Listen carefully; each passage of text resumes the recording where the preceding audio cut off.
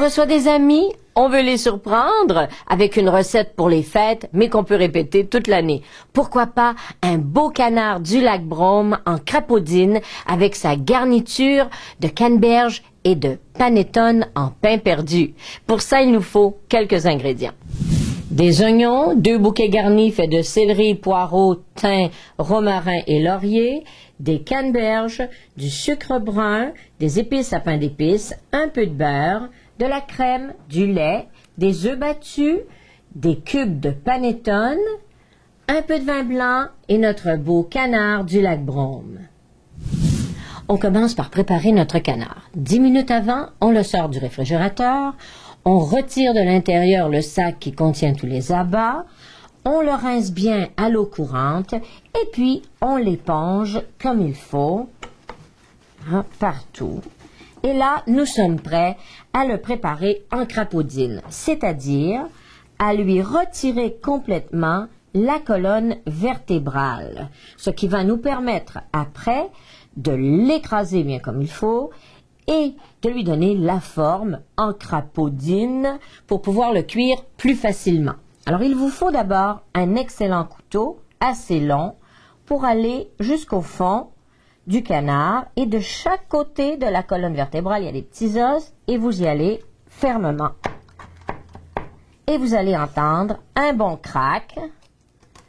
Voilà, un petit cric-crac. Comme ça. Allez-y. Voilà. Et quand vous avez ça, toute la colonne va se détacher. Ce n'est pas une opération vraiment difficile, mais vous pouvez quand même demander à votre boucher de le faire pour vous. Ce sera déjà plus simple.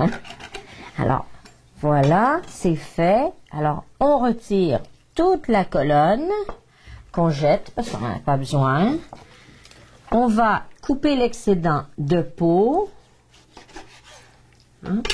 On va retourner notre canard. Voilà, comme ça. Et là, on va y aller. Crac! Oui! Et voilà, notre canard en crapaudine est prêt à être cuit. On commence par placer nos oignons au fond d'une casserole, d'une lèche frite. Ensuite, les canneberges. Allez, toutes les petites canneberges. Ensuite, la cassonade partout. Voilà. Finalement, notre canard en crapaudine, comme il est beau. On va arroser d'un peu de vin tout autour. On va placer les 2 bouquets garnis, un à chaque bout. On va bien saler notre canard et bien poivrer. Voilà. Et maintenant, nous sommes prêts à mettre tout ça au four. Pendant que le canard cuit, on prépare le pain perdu de panettone. On fouette d'abord les œufs. On ajoute le lait, la crème. On n'a besoin d'ajouter rien d'autre parce que le panettone est déjà bien aromatisé.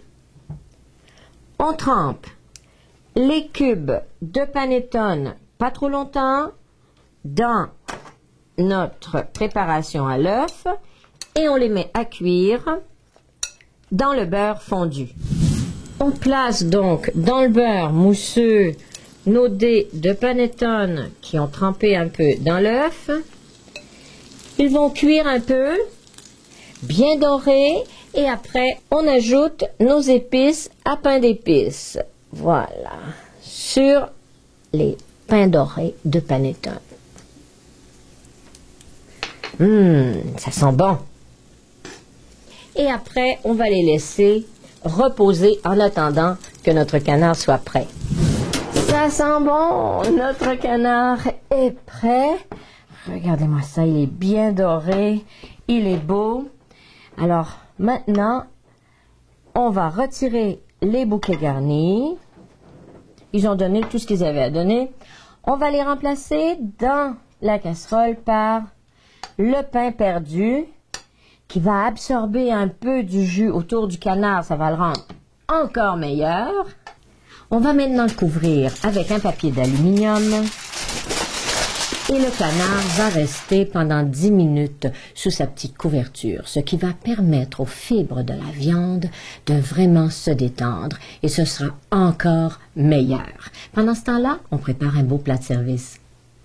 Après avoir laissé reposer notre canard 10 minutes, on l'a coupé en 4 belles portions. 2 poitrines avec les ailes et 2 belles cuisses qu'on présente sur un grand plat avec sa garniture. Pour servir et pour goûter surtout, voici, on va simplement déposer un de nos morceaux de canard, de chaque côté un petit morceau de pain perdu et sa garniture de canneberge. Voilà. C'est tout simple, mais je suis certaine que ça va être délicieux. N'oubliez pas que la peau du canard, le gras du canard, c'est excellent pour nous.